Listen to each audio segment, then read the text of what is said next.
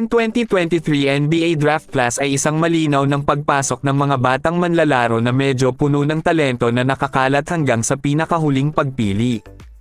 Ang kanilang mga karera ay hindi pa masyadong umusbong, ngunit ang ilang mga all-time greats tulad na lang ni Draymond Green ay nahihirapan na sa kanila. Ang star ng Golden State Warriors ay nagkakaproblema kina Victor Wembanyama at sa twins na sina Amen Thompson at Ausar Thompson. Inihayag niya kung gaano kagaling ang mga batang manlalaro mula sa mga mabibigat na depensa at sa opensa, maging sa paggalaw ng mabilis. Sa kasalukuyan, si Victor Wembanyama ay ang malinaw na nag-standout at maaaring maging humakot para sa mga parangal.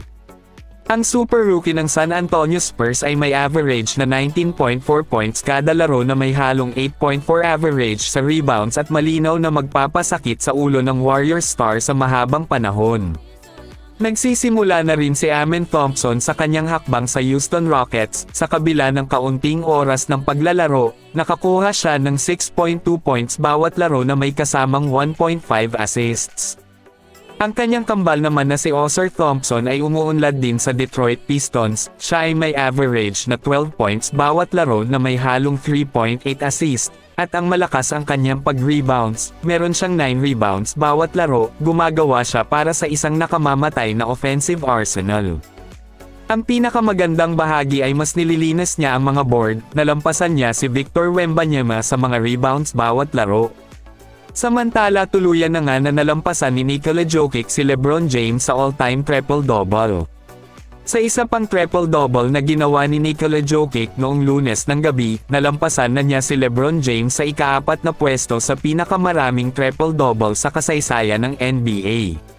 Ngayon ang may hawak na nangunguna sa all-time triple-double ay walang iba kundi si Russell Westbrook na sinundan lamang ni Oscar Robertson at Magic Johnson.